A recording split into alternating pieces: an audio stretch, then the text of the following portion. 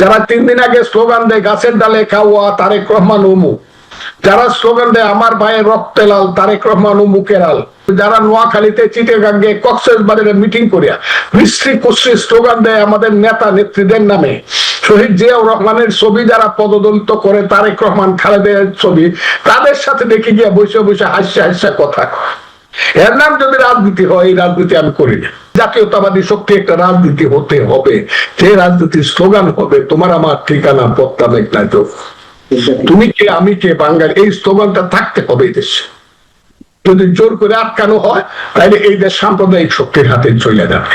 যারা বলতেছে যে আওয়ামী লীগ যাতে কোনোদিনই না আসতে পারে, ঠিক আছে, কিন্তু অন্য কোনো কিছু হইতে পারবে না, তাইলে আসবে রাজাকাররা। এই কথাটা বলে দিলাম। এই দেশে মুক্তিযুদ্ধের পলিটিক্স না আসলে এই দেশে 30 লক্ষ লোকের রক্ত বৃথা কাটে। এই দেশ বাঙালি জাতি বেঈমানির সাথে ইতিহাসে প্রতিষ্ঠিত হবে। মুক্তিযুদ্ধের রাজনীতি আসবে, আমি কয়ে দিলাম কথাটা আপনাকে। আমাকে মারে ফেলতে পারে, এখনো বাইরে গুলি করে মারে ফেলতে পারে, কিন্তু মুক্তিযুদ্ধের রাজনীতি কিন্তু আসবে, আমি কয়ে গেলাম। বিএনপি চেয়ারপারসনের উপদেষ্টা মুক্তিযোদ্ধা অ্যাডভোকেট ফজলুর রহমান। অ্যাডভোকেট ফজলুর রহমান, আপনাকে আমরা স্বাগত জানাচ্ছি আমাদের অনুষ্ঠানে। যে কথা ভূমিকাতে বলছিলাম সে বিষয়ে আপনার কাছ থেকে জানতে চাচ্ছি, রাজনৈতিক দলগুলো তাদের ভূমিকাটি মানুষের জন্য, সমাজের জন্য এই মুহূর্তে সঠিকভাবে পালন করছে কিনা। একজন বর্ষিয়ান রাজনীতিবিদ হিসেবে, একজন সাবেক সংসদ সদস্য হিসেবে আপনার মন্তব্যটি কি? আপনাকে অসংখ্য ধন্যবাদ। আপনি আমাকে যে প্রশ্নটি করেছেন তার আগে আমি জনগণকে সালাম দিচ্ছি, আসসালামু আলাইকুম।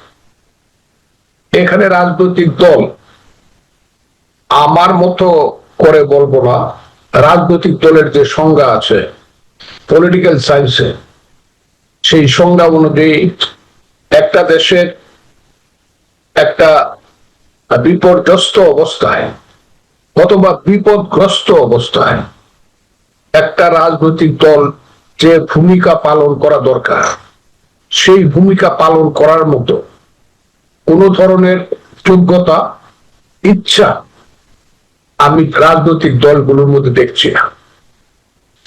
এই রাজনৈতিক দলগুলো মূলত বর্তমান সরকারের ইচ্ছাকে প্রতিষ্ঠিত করার জন্য অথবা দেশে তার ইচ্ছাকে প্রতিফলিত করার জন্য এই সরকারকে বিভিন্ন ভাবে সহযোগিতা করছে। অথচ এই সরকার এই রাজনৈতিক দলগুলোকে মনে করছে তারা হলো তাদের সাইকোফ্যান। সাইকোফ্যান মানে হলো, খুব ভালো বাংলায় বললে মনে হয় বসংবদ, আর যদি আরেকটু বাংলা বলি তাহলে বলা হয় চামচা। চামচা মানে হলো সরকার তার কাজ নীরবে নিবৃতে অথবা প্রকাশ্যে বাস্তবায়িত করার জন্য 1 বছর যাবত করে যাচ্ছে। তার কাজটা কি? তার কাজটা হলো জাতীয় এবং আন্তর্জাতিক ভাবে যাদের সহযোগিতায় তারা ক্ষমতা এসেছে, বিশেষ করে জনাব অধ্যাপক মোহাম্মদ ইউনূস সাহেব যে শর্তে আন্তর্জাতিক শক্তির ক্রিয়ানক হিসাবে কাজ করার জন্য ক্ষমতা এসেছেন, সেই কাজ কিন্তু তিনি সঠিকভাবেই করে যাচ্ছেন। রাজনৈতিক দলগুলো হয়ে গেছে এখানে সুম্মুন বুকমুন উমিউন ফাহিউম লায়ারজিউন। তারা চোখ থাকতে দেখে না, কান থাকতে শুনে না, মন থাকতে বুঝে না, এইরকম একটা ভাব শুধু আছে যে আমাদেরকে একটু যদি খালি ডাক দেয়, না আসো আসো, এমনি দৌড়ায় গিয়া তার উপরে পড়বো এবং তার মতো করে আমরা শেষ পর্যন্ত কথা বলবো। যদি কোনো কথা ইউনূস সাহেব না শুনতে চায়, তাদেরকে মনে কষ্ট দেয়, তখন বাইরে আইসা কিছু সমালোচনা করব, সমালোচনা করার পরে আবার ডাকবে, আসো আসো তোমাদের জন্য আমি সিন্নি সালাত রাখছি, আইসা বৈশা কথাবার্তা বলে দাও। এবং সবচেয়ে দুর্ভাগ্যজনক হলো এইখানে যে দলটি মূল একমাত্র দল মানুষের কাছে, মানুষ যে দলটির প্রতি আশা করে আছে, সেই দলটির নাম হলো বিএনপি বা বাংলাদেশ জাতীয়তাবাদী দল। সেই দলটি এখন আমার মতে খুব সঠিক ভূমিকা পালন করছে বলে আমি মনে করি না। কেন মনে করি না? সেই দলটির মধ্যে ডাক দেওয়ার সঙ্গে সঙ্গে দৌড়ায় মহাসচিব থেকে ধরে স্থায়ী কমিটির সদস্যরা গিয়া বসে কাদের সঙ্গে? যাদের এখন পর্যন্ত রেজিস্ট্রেশন হয় নাই। এইসব শিশু বাচ্চারা 500 মিলে ফজলুর রহমানের মতো একজনের ভোট পাবে না। 500 আমি আল্লাহর রহমতে যে ভোটটা আমার এলাকাতে পাবো, এরা 500 মিললে এই ভোটটা, কারণ 500 মিললে এরা 5 লাখ ভোট পাইতে পারে, 2000 করে পায়, 1000 করে পাবে। এরা মেম্বারের ভোট এদের সাথে গিয়া বসে একবার বলতে পারে না আমার দলটা যে ঠিক আছে আপনি যদি কথা বলেন আমরা যাব, কিন্তু আপনি আমাদের সঙ্গে এককভাবে কথা বলবেন। আমরা এই বাসুর পাশে রাখা এবং আমার বাসুরদের মাথার উপরে রাখা যারা কথায় কথায় আমাদের কথার প্রতিবাদ করবে এবং বেয়াদবি বেতবিজি করবে তাদের সঙ্গে আমরা বসবো। এই কথাটা বলার মতো কারেজ আমার দলের আছে কিনা এটা আমি জানি না, এবং আমার দল এই কাজটা করে যে ইউনুস সাহেব ডাক দিলেই যায় কি এদের সাথে বসে, যারা 4 দিন আগে স্লোগান দেয় 1 2 3 4, যারা 3 দিন আগে স্লোগান দেয় গাছের ডালে কাওয়া তারেক রহমান অমুক, যারা স্লোগান দেয় আমার ভাইয়ের রক্তে লাল তারেক রহমান অমুকের আল, এইগুলা যারা স্লোগান দেয় তাদের, যারা নোয়াখালীতে চিটাগাঙ্গে কক্সবাজারে মিটিং করিয়া বিশ্রী কুশ্রী স্লোগান দেয় আমাদের নেতা নেত্রীদের নামে, শহীদ জিয়াউর রহমানের ছবি যারা পদদলিত করে, তারেক রহমান খালেদের ছবি, তাদের সাথে দেখে গিয়া বসে বসে হাসা হাসা কথা, এর নাম যদি রাজনীতি হয় এই রাজনীতি আমি করি না। যারা মনে করছে প্রত্যেক দেশে একটা প্রিন্সিপাল কন্ট্রাডিকশন থাকে, যে দেশে সংগ্রাম হয় যুদ্ধ হয়, প্রিন্সিপাল কন্ট্রাডিকশন, যেমন 71-এ প্রিন্সিপাল কন্ট্রাডিকশন ছিল এই দেশ স্বাধীন হবে না, পাকিস্তানি থেকে যাবে, মুক্তিযুদ্ধ সফল হবে, সঠিক আছে সফল হবে না মুক্তিযুদ্ধ পরাজিত, this was the contradiction, principal contradiction. আমার দল এখন মনে করতেছে কিনা আমি জানি না যে ইলেকশন হবে কি হবে না, এটা হলো প্রিন্সিপাল কন্ট্রাডিকশন। এটা যদি আমার দল মনে করে আমার কোনো আপত্তি নাই, কিন্তু আমি মনে করি এটা আমাকে কনভিন্স করতে, আমি মনে করি প্রিন্সিপাল কন্ট্রাডিকশন হইলো এই দেশে যে 71 সনে মুক্তিযুদ্ধ হয়েছিল সেটা সঠিক ছিল কি বেঠিক ছিল, এই ফাইটটা জামাত করতে চায় এবং তারা ওই যে জঙ্গিবাদীরা হিজবুত তাহরিরা করতে চায়, এবং এই কারণেই তারা 5ই আগস্ট ঘটাইছে। যদি তারা গণতন্ত্রের জন্য 5ই আগস্ট ঘটাইতো ভোটের জন্য, তাহলে 3 মাসের মধ্যে তারা ইলেকশন দিয়ে দিত। 1 বছর যাবৎ ক্ষমতায় থাকেও যখন বলে আমরা কি ইলেকশন করার জন্য ক্ষমতায় আছি, আমরা তো এই দেশকে পরিবর্তন করার, কোন পরিবর্তন, আমরা এই দেশকে আফগানিস্তান করতে, তারা ক্লিয়ার স্লোগান দেয়।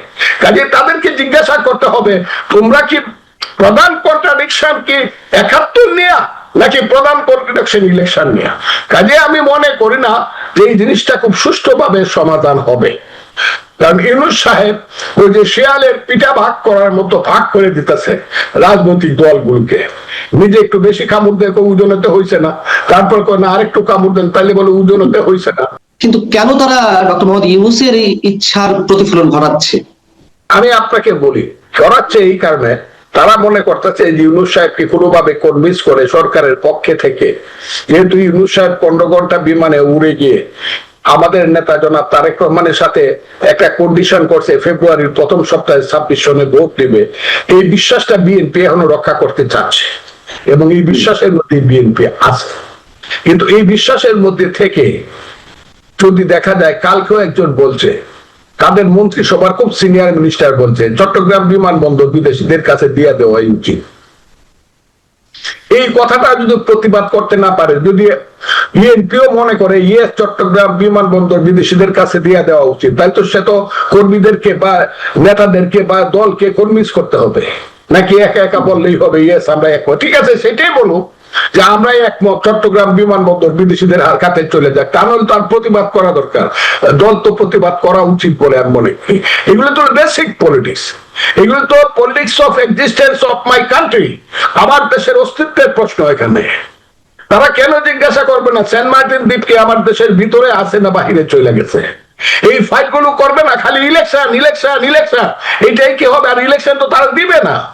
আমি বললাম they will not furnish election in this country under the leadership of Mr.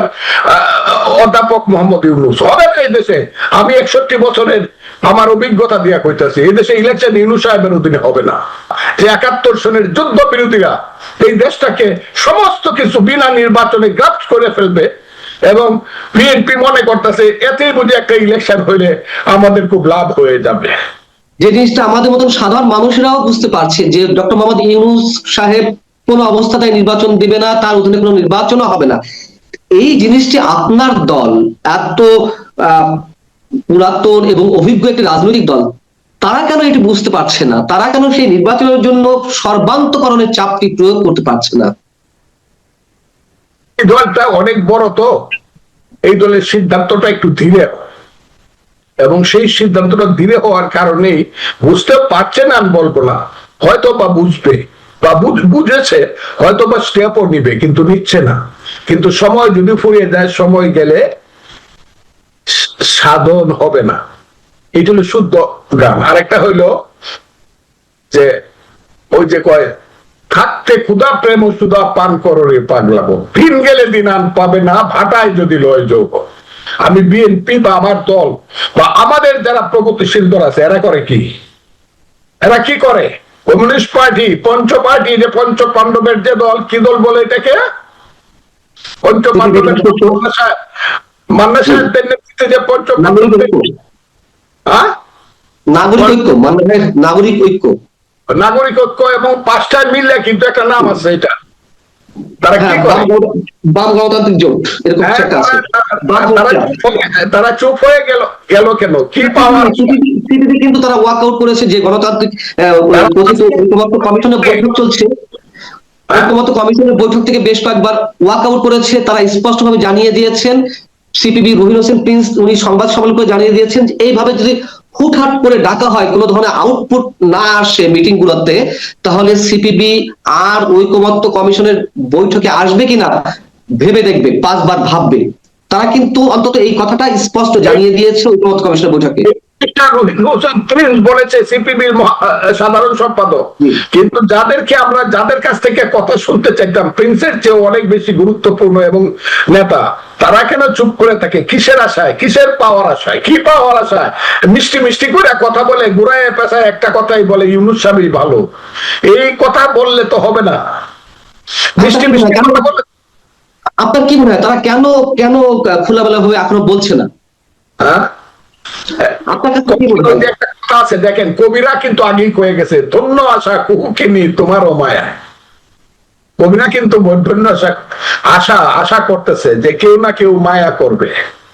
এই কারণে তারা কথা কই, আমার মান্না সাহেব, জুনায়েদ সাকিদের, ওই যে আমার কি ভাই, ওই যে ওয়ার্কার্স পার্টি, বিপ্লবী ওয়ার্কার্স পার্টি, সাইফুল হক, ওয়ার্কার্স পার্টির ভাই কোথায়? এত স্পষ্ট কথা বলতো, এমন কেন কথাগুলো অস্পষ্ট লাগে? এখন কেন ঘুরায় পেঁচায় তথ্য দেয়া কথা কয়? তারা কথা বলে না কেন সুস্পষ্ট কথা? বিএনপি যে কথা বলে, তবে এরই মধ্যে কিন্তু ডক্টর মোহাম্মদ ইউনূসের পদত্যাগের দাবি উঠতে শুরু করেছে আনুষ্ঠানিকভাবে গণতান্ত্রিক বাম ঐক্য। তারা কিন্তু সংবাদ সম্মেলন করে ডক্টর মোহাম্মদ ইউনূসের পদত্যাগ দাবি করছে। তো পদত্যাগের জন্য রাস্তায় নামা, ইউনূস সাহেব এই দেশকে ধ্বংস করে দিবে। এই দেশের মন্ত্রিত্বে আর বিরোধী দলগুলা মনে হয় যেন নববধূর মতে লাল ঘুমটা মাথায় দিয়ে চুপ করে থাকে, শ্বশুর যদি শুনে ফেলে তার কণ্ঠ। এরকম একটা দল পেশ হইতে পারে নাকি?